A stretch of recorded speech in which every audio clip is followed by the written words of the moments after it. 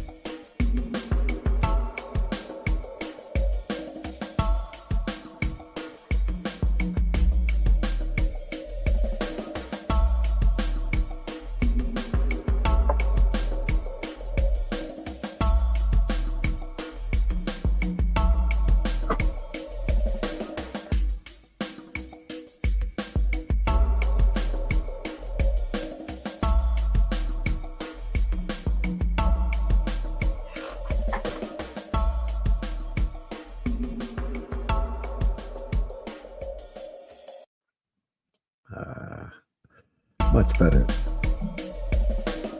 Oh, oops.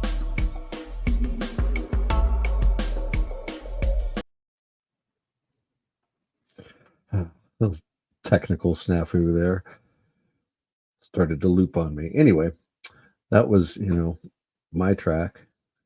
Just like the intro and the outro, I made that myself. So anyway, back to the fun.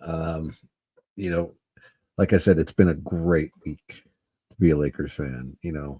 Started off with a really nice win over the Rockets, 107-97, and that was a great game because we did not shoot that well in that game, but we still dominated that game start to finish, and played great defense in that game.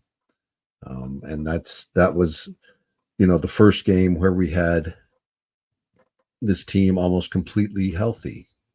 We had everybody but Gabe Vincent back for that game, so that was great. That was a great way to start everything off for the week. And gave me a lot of confidence about what I feel is like a blueprint for this team. I feel that defense and points in the paint are the strength of this team. And if they hit their threes, they're going to blow teams out, but they should still be able to, beat teams even when they're not hitting their threes if they play good enough defense. So, and that Rockets game was a great example of that. And, just a great way to start off this little win streak that we've been on. And then, we got the first tournament game right after that, the Suns. And, it's the third time we played the Suns this season. We were already 2-0 up on them. So, getting this win 106-103, seals the tiebreaker for us over the Suns this year. So that's huge. So not only did that, help us advance in the tournament, and get us another regular season win, because those, wins count for the regular season. That was great. It was so nice to get that tiebreaker against the Suns, and because I think that's possibly going to be important later in the season. So, and then we follow that up, the next tournament game. We get, go to Vegas for the Final Four in Vegas, and that first tournament game was against the Pelicans. And, I have to admit, like I was a little nervous going into that game. I thought the Pelicans were really going to give us, everything we could handle. So, I admit I was nervous going into that game, but they came out and they dominated that game. Ended up winning by, 44 points, 133-89. Just incredible, dominating performance, start to finish. Just, probably one of their best games all season, defensively and offensively. So, that was great. And, put us in the championship game here on Saturday. And,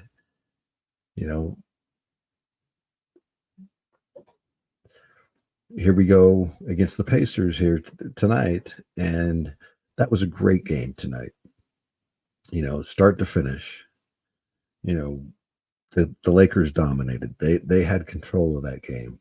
It wasn't like a big lead that they ever had, but every time the Pacers made a run at them, they were able to push them back, get the lead back, to a comfortable place. And, they ended up winning 123-109,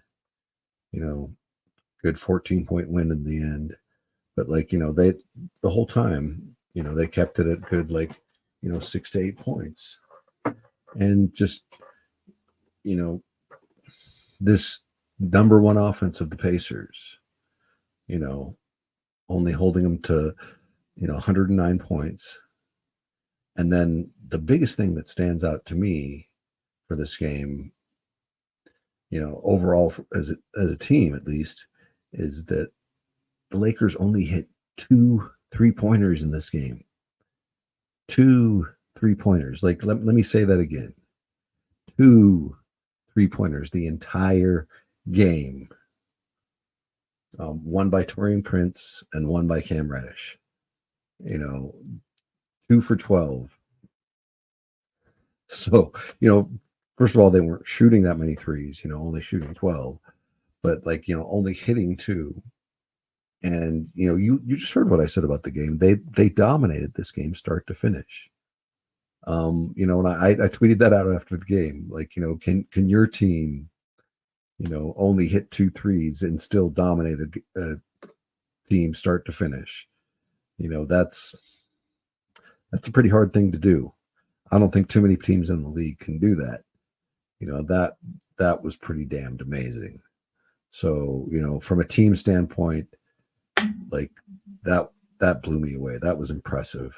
And, yeah, I couldn't be happier. And then, from an individual standpoint, we had a couple of really amazing things happen tonight. AD had a 40-20 game with 4 blocks.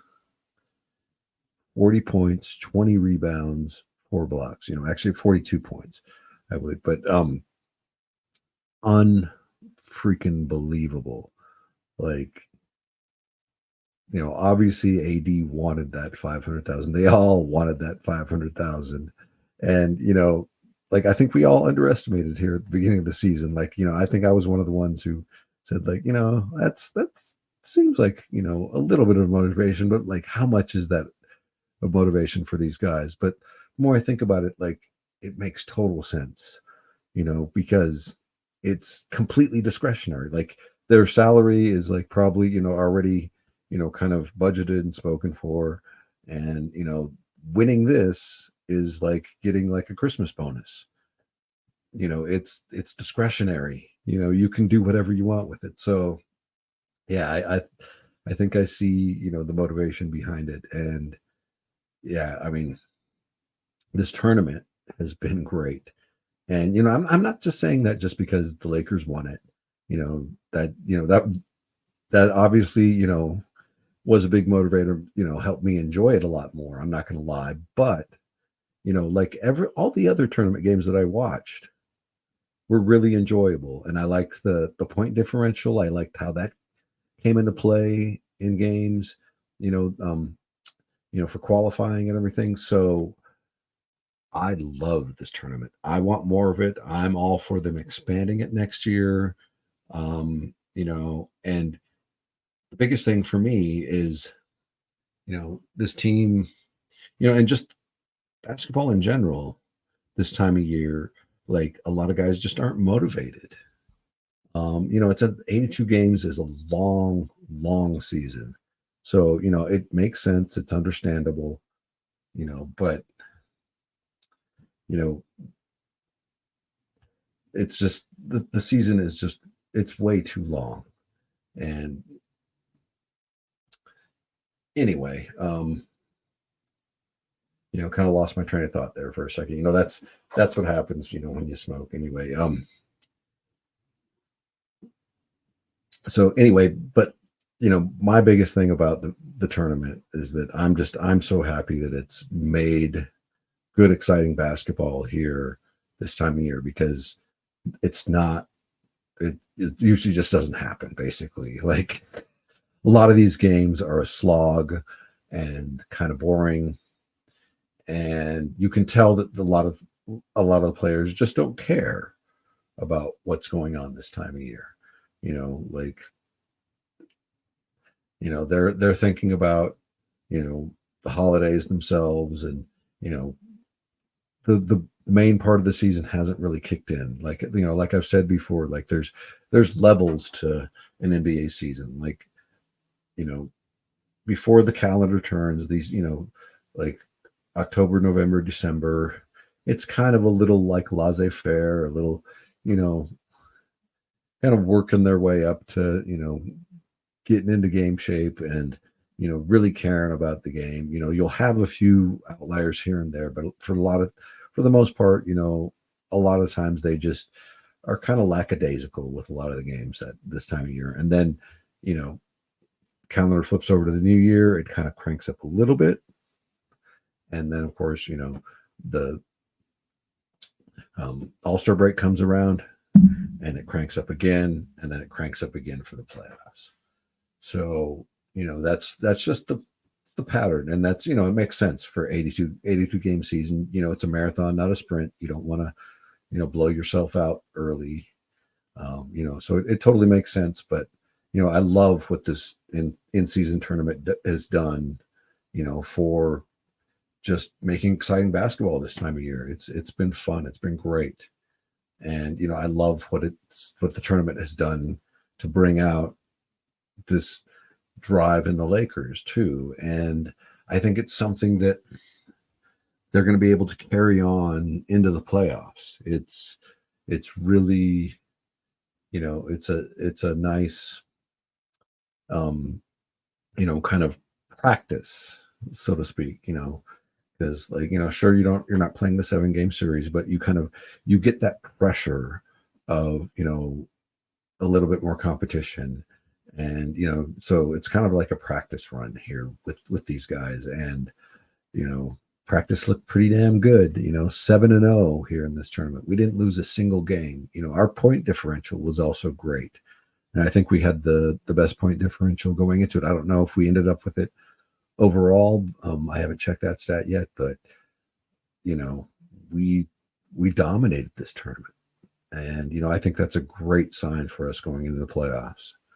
Um, as long as we stay healthy, like I still feel really good about this team as is.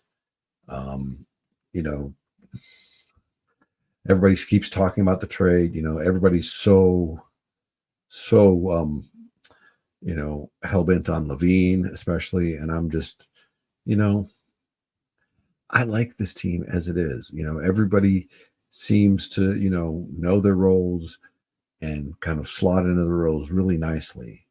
And if this team can play defense like this, oh man, sky's the limit. I'm telling you, because when this team hits threes playing defense like this, we will blow teams out, blow them out.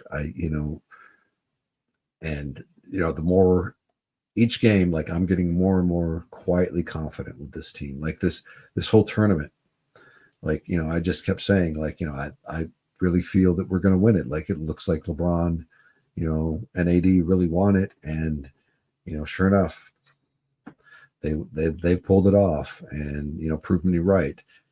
And I've still got high hopes and a lot of confidence in this team going forward. So this is great, and I think this is so great. I think for Lakers Nation, I think to kind of get something like we've had a rough few years here since 2020, and like we didn't get our parade. It's just nice, like even though this isn't the big one, this isn't we're not going to be hanging a banner for this. I don't care what they do that with that cup trophy. Like it's fine if it just sits in some back office somewhere. Like I don't care about any of that, but it just feels good right now as a Laker fan to win something and to kind of feel like we're back in the saddle and back on the right track. And it feels really good. It's a nice feeling right now, and I mean, what a game. Like, Halliburton, who was amazing, in this entire tournament coming up to this, like, he was the favorite to win MVP. Braun ended up winning MVP, by the way. Well deserved. You know, he had a phenomenal tournament. He in all these tournament games, in fact, like played phenomenally well. I think like of all the regular season games, his play in the tournament games was some of the best of all the regular season games. So yeah, and but Halliburton was great, and we really contained him tonight. He did not go off like he did against other teams, and you know for a lot of this criticism we've given these guards, I want to give them some credit tonight, and also like it helps. A big part of it is having Cam Reddish and Bando in there, because it makes up for a lot of the mistakes of D'Lo and AR, and we still obviously have issues with playing D'Lo and AR together. Defensively they are a liability, but I feel like Reddish and Vando can kind of make up for that in a lot of ways. And, especially when we're, splitting their time and not having them on the floor together that often. So,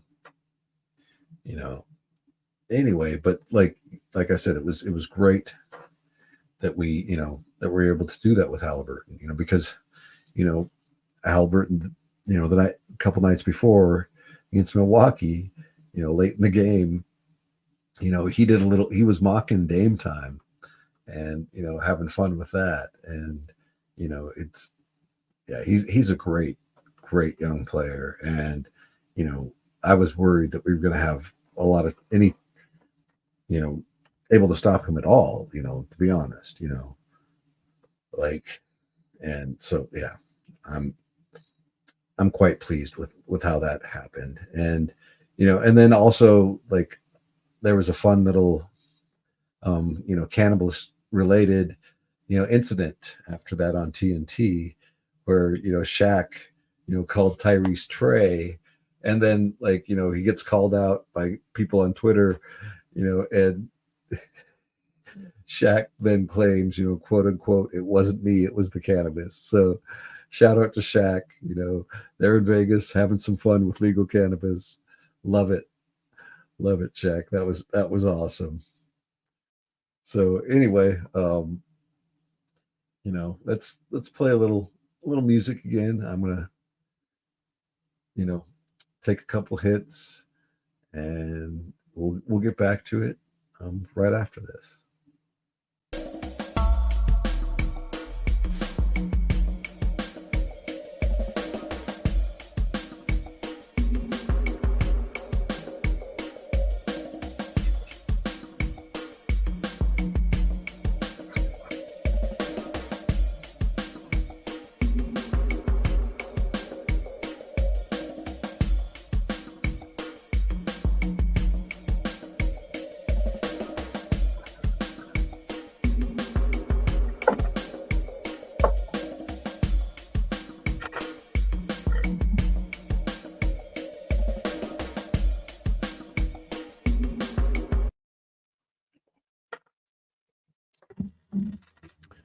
Ah,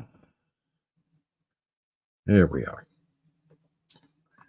So anyway, things are I feel things are trending upward for this team. They are currently right now actually the fifth seed, only 4 games out of the number one seed. Excuse me a second.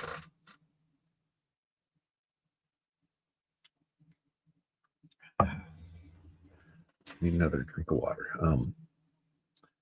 So anyway, like I said, only 4 games out of the number one seed, currently in the fifth seed, and you know that really means that they're basically one good winning streak.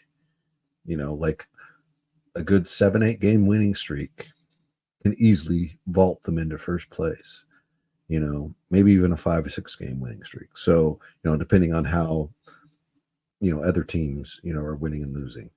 So that's a pretty great position to be in right now. Like I did have higher expectations. I thought we would get out of the gate a little bit stronger. Unfortunately, the injuries would have hampered us, and like seeing us fully healthy again, like it's given me renewed confidence in this roster and in this scheme too. Like I like I said, 2 games this past week, both against the Rockets and then against tonight against the Pacers, where our defense really carried us, and that's the signature of this team, and that's you know that gives me 2020 vibes with this team, as well as the way this bench has been reacting. This bench has been like jumping up and getting involved and into the game like they were in 2020. So like those little things like matter. Like when guys like each other and enjoy being around each other, that helps the team chemistry so much. So yeah, I am really really excited. Just these little things that I'm seeing and the way we're trending up. Like I obviously my prediction, we've only got 14 wins right now, and I predicted 62.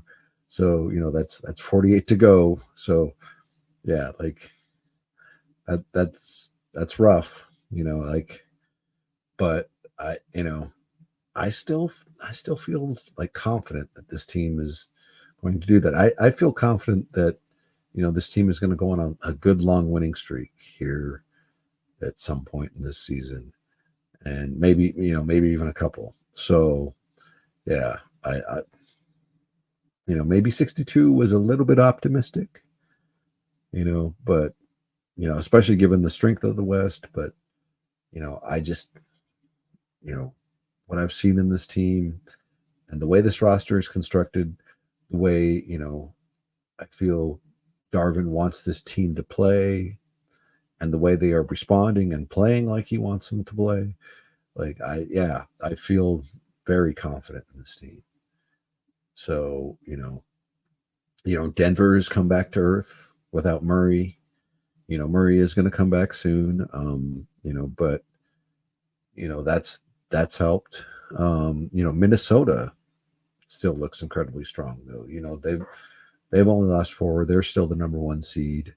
And they've got the size to deal with this. I feel like, Minnesota and Denver, are Denver is the top of the mountain. That's who we want to get to, to get to the finals.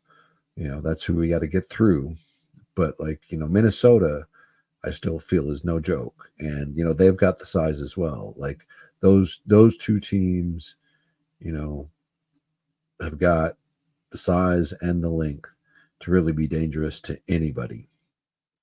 So, yeah, like they're still, cream of the top of the heap here in the West for me. And, but you've got Oklahoma City, like nip it on their heels. They look really good right now. I wouldn't count them out. They are young. That is the one thing that, is probably going to hold them back in the end, but like, do not count them out. That is a very good athletic. And again, another, team with a lot of size, a lot of length that, and that's really where the game is trending these days is, wings dominate this game and, size and length is really important and you can dominate with size and length and quickness in this game. So, and then, Kings and Mavs, they're still dangerous and you can't count either of them out. And then, Clippers, they're starting to get it together. After that rough start with Harden coming over, they're starting to get rolling now, starting to figure it out. And, even though I still feel that team is more a collection of pieces than they are an actual team, that's a lot of talent. And, they can still be a dangerous team, very dangerous team. Now the Warriors, on the other hand, kind of still continue to flounder a lot. And to me, it's no surprise to me. Like I still feel like this team, they're probably going to still win about 40 games, but they're going to be like about a 500 team, like all season, and probably fighting for that play-in. And that's just until they make a roster change, or a big trade, which I think is very possible. I think there's a good chance that they make a roster move here and make a trade to try and get better. Because if they don't, I don't see them being much better than 500 team, and probably even under 500. So the West is still strong and still pretty deep, and even though the Lakers dominated the Pelicans, they look way improved with a healthy Zion, so there's still a lot of trouble in the West, and we got to stay healthy. We got to stay healthy because as you've seen, like this team isn't the same without all its depth. But when we have all our depth, I feel like we can run with anybody, and we can defend with anybody. If we hit our shots, we can dominate anybody. So anyway, I feel very confident going forward, because last season the West was about 13 deep, but this season I feel like it's only about 11 deep. So it's a little bit better. It's still still strong, obviously, but that kind of improves our chances, and helps the possibility of them getting to that 62 games that I predicted. So, because like the bottom four, Utah, Memphis, Portland, San Antonio, they really kind of all look like they're going to stay at the bottom. I don't see them getting much better than they are. Um, so, that's the good thing. It's still a deep West, but it's not as deep as it was last year, because 13 deep last year, that was pretty incredible. Like, I don't think I've seen parity in the NBA in all these years that I've been watching it. Like that's easily the best parity that I've seen, for a Western Conference, for sure. So anyway, moving on, you know, I want to talk about you know, something here that gets talked about on the timeline a lot. But I also feel it's probably one of the most futile, unwinnable, and ridiculous arguments you can have. But I do understand why people do have them.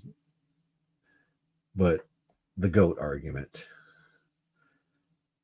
you know, no one wins a GOAT argument. You know, let me tell you, as somebody who's been, a fan for, 40 years, um, when I was a kid, we used to, you know, I used to argue with a lot of my peers between Magic and Bird. But while we were doing that, old heads would shout at us like, "No, you don't know what you're talking about. It's Wilt and the Big O, Oscar Robertson. You know, the Big O, probably one of the funniest nicknames ever. Probably wouldn't fly these days. Pause, the Big O. Anyway, sidebar. Like, so, like, my point is that, like, even though we were arguing, between, Magic and Bird, and we had good arguments for them being the GOAT at the time. But, like, the old heads, they had good arguments, for Wilt or Oscar Robertson. So, it's this ongoing, continuing thing. And, the other thing I've noticed is most people kind of lock in to, just one GOAT. And even a lot of people, that have been watching as long as I have, just chosen one GOAT and don't ever change. I have actually, believe it or not, my greatest of all time has changed numerous times as I've been watching basketball. Like, when I started off, it was Kareem, you know, and a lot of that was based on just, history. And, I didn't get to watch a lot of Kareem's college game because I was too young, so, I knew him mostly in a Lakers uniform. And, like, but, he had, all the numbers, all the accolades, before that. So, like, he was the obvious guy, that I saw as the greatest of all time. But this may also come as a surprise to a lot of you. Like, a lot of people in the 70s did not really ever want to acknowledge Kareem as one of the greats.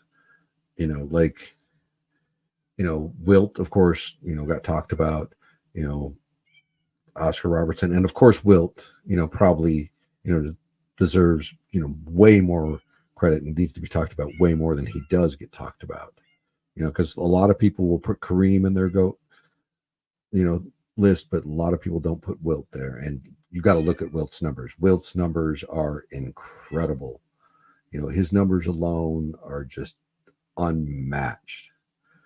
So anyway, Like I said, a lot of people did not want to, acknowledge Kareem as the GOAT. And a lot of that was just because of his political activism. And, and in my lifetime, I really didn't see him get really kind of elevated and talked about in a lot of regular basketball circles until, probably after the turn of the century, like well after he had retired.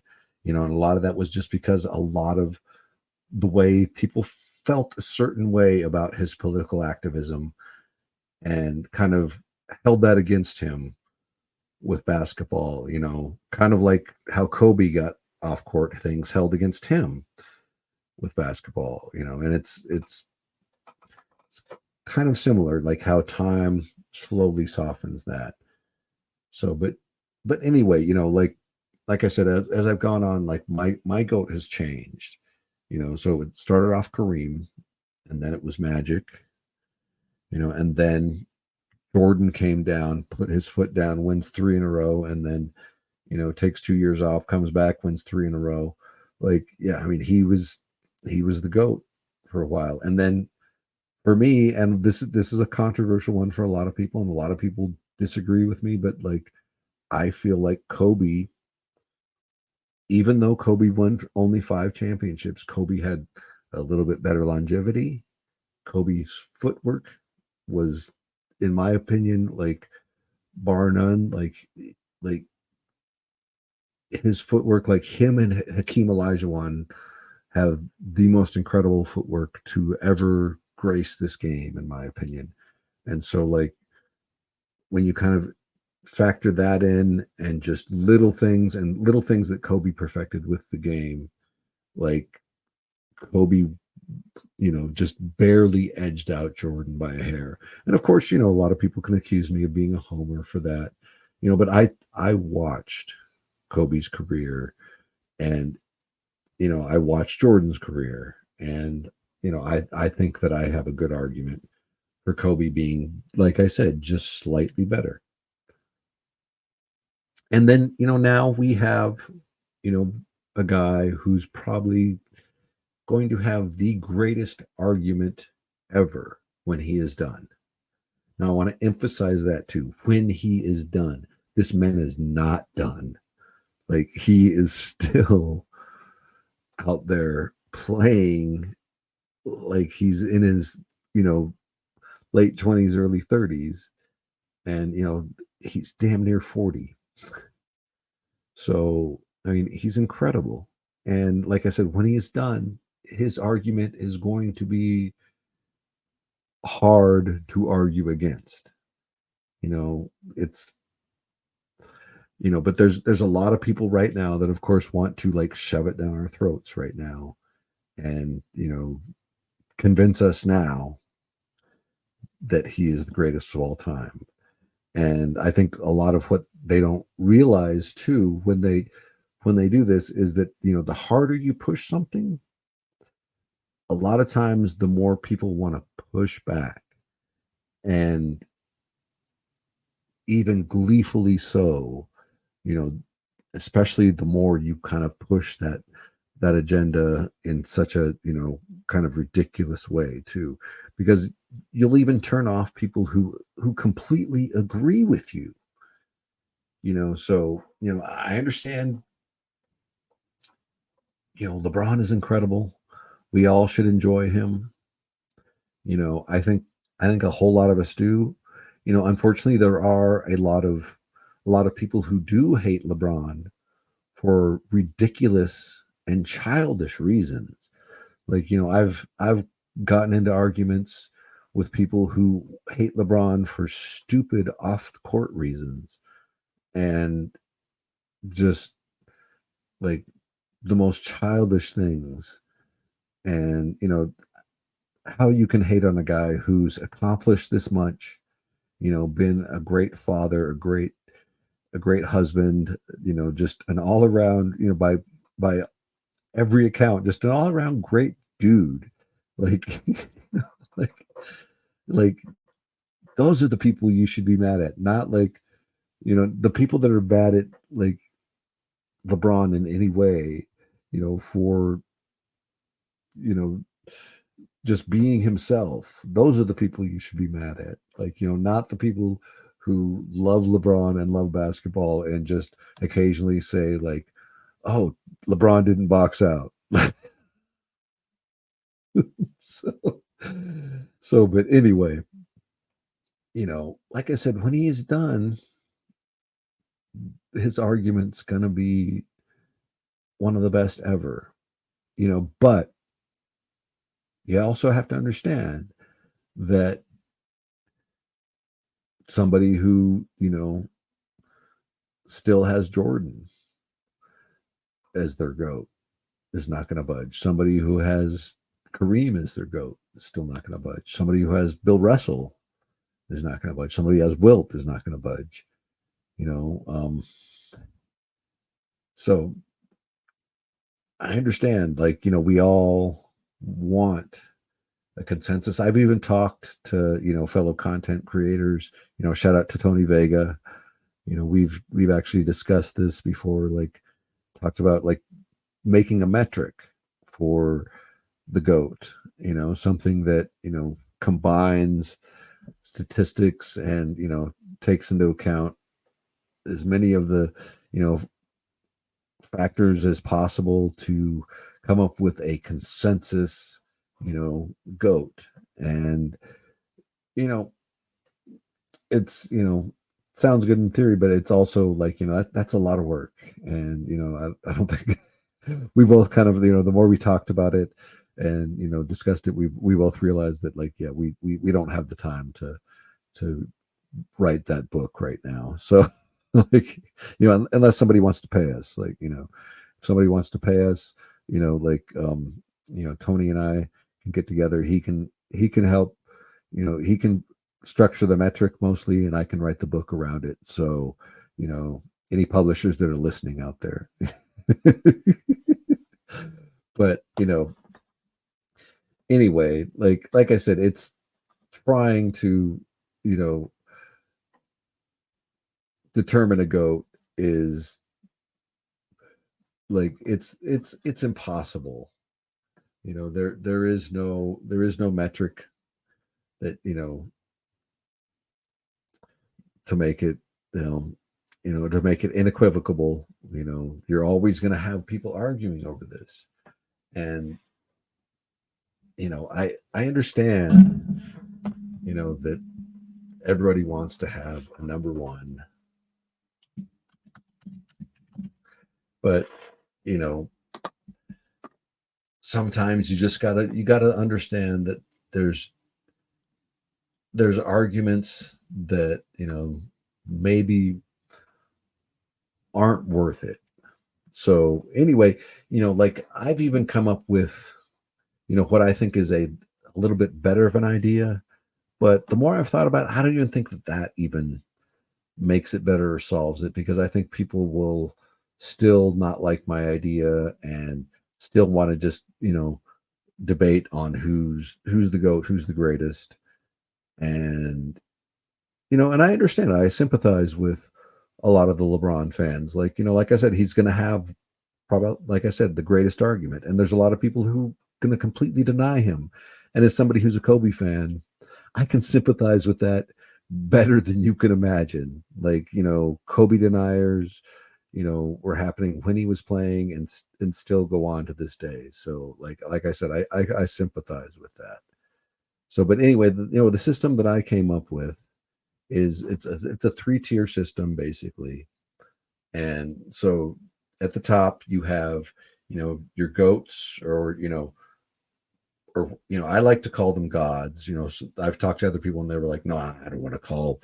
I can't call another player. I can't call a player God or whatever. So I've come up with you can call it whatever you want, but like, so either goats, greats, gods. That's the top tier. So think, like LeBron, Mike, and of course some people won't put Kobe in there, but Kobe should be in there anyway. Kareem, Magic, Bird, they're they're the greats. They're the basketball gods, you know, the you know the big championship winners, the ones that we all acknowledge as the true greats of this game. You know, so there's your top tier. And then you have your next tier, which would be your superstars slash studs slash demigods. So, you know, think of, you know, great players like Charles Barkley, you know, Clyde Drexler, great players that, you know, didn't win it all, but were still amazing players, you know, or like Dirk Nowitzki, who only won one championship, you know. So he's not quite up there with the goats, the greats, or the gods, but he's definitely a superstar, a stud, or a demigod, you know. And then you have your third tier, which is just players, you know. So that's the way that I've, you know, I kind of want to structure it, you know, because like I said, as I've been watching for so long, you know, my goat has changed. So like I have various goats, and you know, Kobe is my current goat, you know, and the only reason he is my current goat is because LeBron is not done. And you know, when LeBron is done, you know, I'm going to willingly pass him the torch because his argument is going to be phenomenal. So, you know, and it's going to break my heart because I love Kobe, you know, and you know, surprisingly enough, though, for a lot of people, Kobe is not my favorite player, but his greatness, like you cannot deny that man's greatness, and that is the other reason that I like the tier system here, because there's so many people that, you know, when we're ranking, and you know, like I don't have a problem with, you know, whoever you have go, like, you know, I feel like there are three great players in the modern era: LeBron, Kobe, and Mike, that should be one, two, three. And you know, whatever order you want to put them in, you know, whatever. But like I feel like those three should be the top tier. And like if you've been, you know, somebody who's been watching since the 70s, you know, I wouldn't be offended if you put Wilt in there and knock somebody out. And you know, but this disrespect of like there's so many people that don't even put Kobe in a top 10, you know, and like, you know, even a top five, even not in a top five is a little questionable to me. But like not even in your top 10 is truly insulting. So so anyway, like, you know, and my biggest thing about this whole debate is I want us to appreciate all of these great players because like I feel so privileged to have seen so many great players over so many years. And you know, I hope that there are other fans that are just as lucky as I am, you know, going forward. And because it's pretty damn cool, you know, being able to see all these great players. And you know, I hope other, you know, longtime fans like myself, you know, end up having, you know, multiple goats like I do, you know. And maybe this, at some point, this tier system, you know, people start to understand it and it takes off because, you know, I think it's a little bit better, you know, but I do understand that, you know, of course, you know, everybody everybody always wants somebody to be the best, the top, the pinnacle, the peak, you know. And so that's why we have these goat debates. But you know, anyway, you know, I just wanted to, you know, kind of give my 2 cents about that, talk a little bit about, you know, like I said, I feel my tier system is a little bit better. You know, there's, you know, it just, it also makes, for me, it makes a little more fun argument of like, you know, who fits in which argument. And like, you know, are there people that are borderline, you know, borderline players that could be superstars, studs, demigods, you know, or borderline superstars that could be, you know, greats or gods, like, those could make fun arguments too. So anyway, you know, it's been, great week, you know, and, can only mean one thing at this point.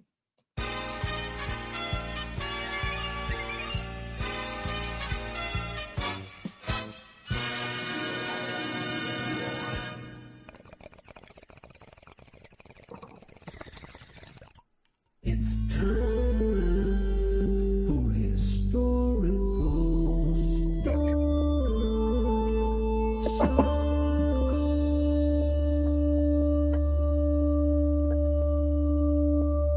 Gas or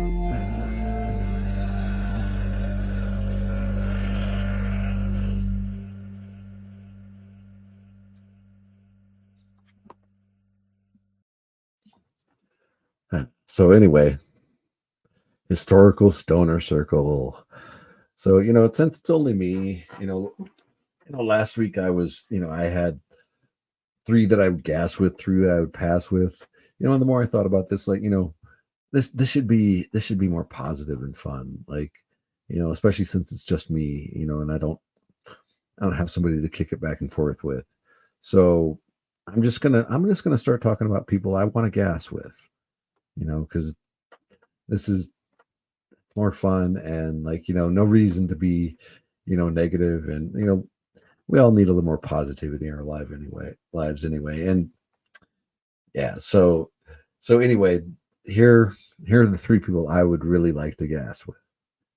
First on my list is one of my favorite comedians of all time, funny guy, never got any respect, Rodney Dangerfield. And he was, a lot of people, I don't know if a lot of people know this, but he was a big time stoner, and just one of the funniest guys, like, ever, in my opinion.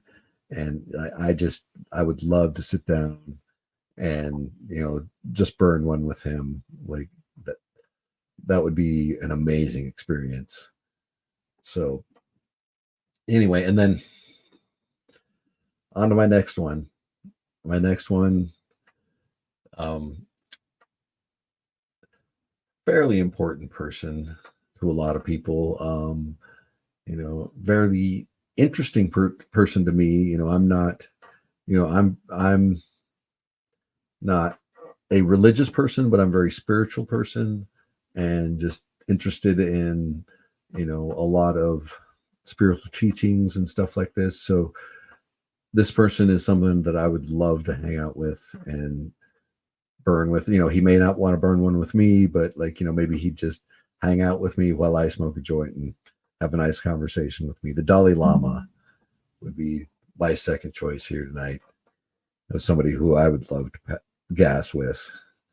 So yeah, that would be awesome, because, I could talk to him about so many things, about just life, and yeah, just everything. So that would be fun. And then the last guy that I'd like to pass, or yeah, I'd like to pass with, that I'd like to gas with. Last guy I'd like to gas with here is one of my favorite action movie actors, and martial artists, Bruce Lee. Just, there's so many things that I would love to sit down and talk with him about. It would just be, it would be just awesome to be able to spend hours with him, whether or not he smoked or not. Again, like, just like the Dalai Lama, just, as long as he'd chill with me and hang out. So anyway, it's been great. Been great week this week for the Lakers. It's been so nice to kind of get back in the saddle, and, like, here we are, 14-9, about ready to crank up here, for Christmas time here in a couple weeks. And, I'm feeling confident about this team. I don't know about you guys, But with each passing game, and especially with this tournament, I am quietly confident with this team. So anyway, this has been great. You know, until next time, everybody stay zooted, and I hope you have a great one. In the history of mankind, men have been called out and written up millions of times over, but only one man was written up for, and I quote, making barnyard noises and wouldn't stop. Rest in power, my friend. Washiko.